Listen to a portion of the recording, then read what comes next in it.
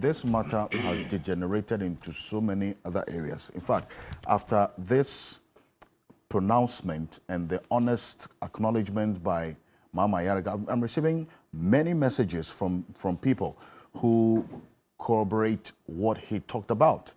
For instance, somebody says most young people join vigilante groups of political parties, hoping to shortcut the process of employment into security agencies. And trust me, Alfred, I know 3 friends who have been employed into the security agencies by just joining some of the private security groups of political parties in this country. And he puts into bracket MPP, NDC. It says the situation has been growing over the years, and it is getting rather scary, you say. Thank you. Mr. Thompson, how should these systemic challenges which politicians have contributed to its growth be dealt with, especially because the commitment to deal with these systemic challenges still has to start from the political heads appointed to head these specific ministries? Good morning, Alfred.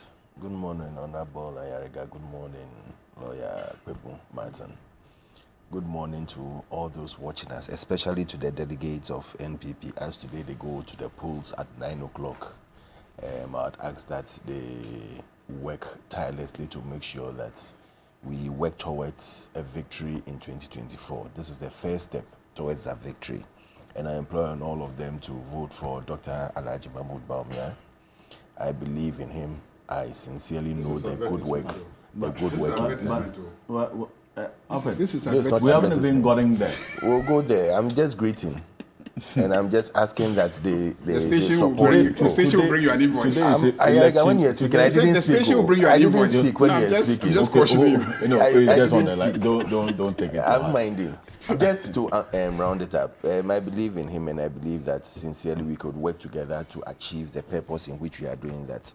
Coming to the issue, I don't know whether I should be talking about the transport ministry or about the things that Mama Yarga nicely pushed inside, or the things that now we are talking about gazetting. There are interlinkages. But this is not the issue so was you can about, deal with the transport. The issue was about the transport, and yes. I'll put all those in. Indeed. And I'm glad that he's brought certain things up, but the unfortunate aspect is that whilst bringing it up, it became more political than more about let's attack the problem. Because where he came in and said that, listen, this didn't happen under us and I've been working as a minister. If you did that, doesn't mean that someone did under your reign didn't do a similar thing. Because these things didn't start today. The changing of directors at ministries, he knows very well. Every government who comes wants to work with someone who he's comfortable with. They don't sack them, they don't chase them out. They transfer you to another ministry or another agency where they bring in other people from other agencies, because we keep on saying, and this is where the problem is, that when you stay in an agency for a very long time, or a ministry for a very long time, you become so accustomed to the place that now, if you are not careful, it will lead you to do certain things that you are not supposed to do. Like you have a situation where checks are signed, checks are put in a drawer of a director, and then when a contractor was coming to pick his check up, but so the minister hasn't approved it, so we haven't signed. And it's all because they want some enticement. That is why they brought in all these gift makes and other things, so that you don't even have that chance to keep the thing in your distance. Once the minister approves or the person in charge approves, it goes to finance, and finance will do it. But definitely, as human as we are, when you put all these digital institutions in place or digital things in place, you will still have a human being working behind closed doors. So there will be challenges. It's from time to time that you have to be transferring people, you have to be moving people here and there. So when you come out and say that, oh, people have been hounded out and they have been chased out and you only get the bootleggers, every politician knows that every time you get bootleggers coming around, whether you're in office or you're not in office. I see. So how do you That deal is with why in 2020, when President Mahama was going for his campaign, You got people who were at the Galamsey side saying that when they come, they chase with the NDC people out and leave the NPP people. When you are doing Galamsey and the soldier or the police is coming to chase you, do they ask you for your party card first? But these are bootlickers. They are taking advantage of the situation. Oh, when they come and chase the NDC people out, and you can see NPP people working there. How true can that be? But, you know, we also fall gullible to all these things. We allow ourselves to be used by the people down there. When you finish, we complain that they are the people causing the problem. They are the people causing the corruption. They are the people doing that. At the end of the day, we allow ourselves to be used. You mean the politicians? Yes, we also allow ourselves to be used. Because when I go on a campaign platform and you come and tell me that, MPP people, maybe NDC, you come and tell me that MPP people are being chased out. And that it's only NDC people who have been left there to do work, or they are being left in their ministries. What would I say? And he just said it, that people have been hounded out because of they believe that they are belonging to a particular political party. And that alone, you give the room for people to come and tell you things. We've sat here and we've heard some people tell you that, oh, I went to pay and I bought information about certain things that are going on, and I'll bring it out and I'll do this. We know leading persons who have done that. And sometimes you go and it's even the wrong information. I've had the chance of accosting someone who had information about NIB at that time. And I told him that all that I was there. You could have just called me. All that you were saying didn't add up. Because someone had just given you information, you're also throwing it out there. And these are things that are worrying us day in, day out. What the roads minister did, or what Mantisheli, Mayokoboche did, is it good? We want us to be open. We want us to bring things out. I've gone to see something wrong. I've announced it. You are telling me, and I was glad that you said it, that the moment the foreign affairs minister came out with this, announcement and telling us what was happening at our passport office, immediately people were called to come and get their passports. But that's the challenge, is it not? Because all these things, we've seen it before. It's short-lived. There have been situations. It's not sustainable. There have been situations where you go and it wouldn't even come out. And passport, after some time, you have to destroy it. I think after it stays in the office for some time, it's just like checkbooks. Checkbooks you print for customers. You are supposed to let the customers get it with less than, I think, 3 months or so. After it stays in the bank for more than 3 months, and Bank of Ghana comes for an audit, and they see it's there, you will be penalized for it. So you get sometimes the staff calling you every time that, oh, your checkbook is here. If you don't come for it, this. And once you destroy it, they ask you questions why you are not able to get in touch with your customer. The same thing with passports and other things. So, you know, when let the system work. When we don't come out to come and say that, listen, so many passports have been destroyed because of ABCD, because they have been staying there for long. Maybe a person is dead or something and someone can't come and pick it up. But they have been destroyed and they don't come out and say it. But now you get a minister coming out to vehemently show her protest that, listen, we are trying to improve the system. Why are you people still constantly trying to bring the system down? It is not helping and building good image for this country. It is not helping us. And it is not about maybe she's saying that this is my person or that. She said the people are inside, because nobody can do that without getting the collaboration of someone inside. And that is why she said that anybody who has stayed there for over 1 year should be transferred. When the road minister came, he said that, listen, all these axles things that are going on, all our roads, we keep on repairing roads. People keep on chasing us. That, listen, our roads are bad, especially the trunk roads. Look at what we did in 2000 from Accra to Cape Coast, how the roads were done. Mm-hmm. Now you go to that same road and it's bad. Because you see trucks loaded. Sometimes I follow some of these trucks and I ask myself, how on earth can we allow this small truck to overload? Some of the goods you see there, you see even the Abuboyas are trying to carry certain things, like kiosks, like big things, that should go on a bigger truck. And you ask yourself, why is this allowed? They pass through police checkpoints, they pass through all so many other places. Does it mean that the minister shouldn't come out and say it openly?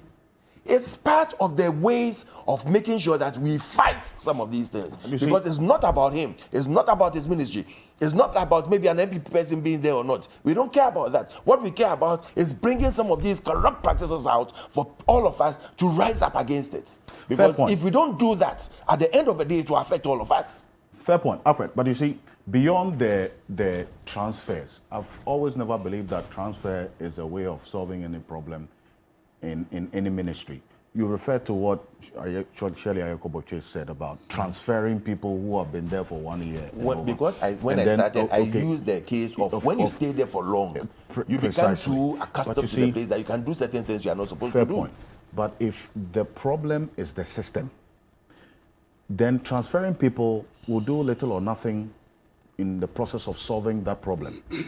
The roads minister says, even after cracking the whip and sacking the corrupt people from the ministry, the new ones who come in become more corrupt than the old ones he sacked. That means that the system itself is the problem.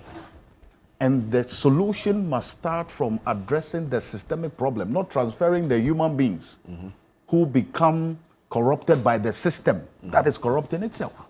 Okay. First and foremost, what is the job of the minister? He's a policy maker and driver. That is his first and foremost position, a policy maker and driver. There are people within, and that's why you have agencies that check some of these things. That is why he used the word, the BNIs and the national security and other things can be used as as the conduit to check some of these things. But they are human beings. They are human beings. He knows and I know. Now sometimes you can even send someone who you expect to know better and do better and will come back with the results that you are not expecting. And the result will be negative. Meanwhile, you know that things are going on. It is everybody should rise up against this. That is what we are saying. And that is why the ministers are now naming and shaming. That if, as transport owner, you know that what you are doing, you are overloading. And one of the things he said, which was very informing, is that they overload from the ports. When they go through all these axle checks, the moment you get there, sometimes you even see a police officer, when you stop somewhere, someone has folded their driving license, you know there's something inside, and they are giving out. Or they fold, these days, because the driving license is a card, so now they use booklets and all other things, and then they give it out. And then instead of maybe checking to make sure that, listen, the axle, the load that you've put on this axle thing is over and above the number that it should be. Instead of checking them and punishing them, they'll leave them to go, and they'll go through all these checkpoints. They'll go and get to the last checkpoint. After doing that, they get into the border, into the new country, like maybe Burkina Faso or wherever it's going. They'll offload some of the things there because they know that in those countries, they are very, very principled about their load and how they go around it. They offload, put it there, and get smaller trucks to come and carry it because already he's finished the main duty. So the internal ones that will be left is it's a small problem for them. And these are some of the challenges we are facing. And so you have to bring it out for people to see that at the end of it, if you are not careful, what is going to happen is that you will think you are getting maybe 100 Ghana, 200 Ghana. Your roads, that is going to cost millions of cedis, is being affected.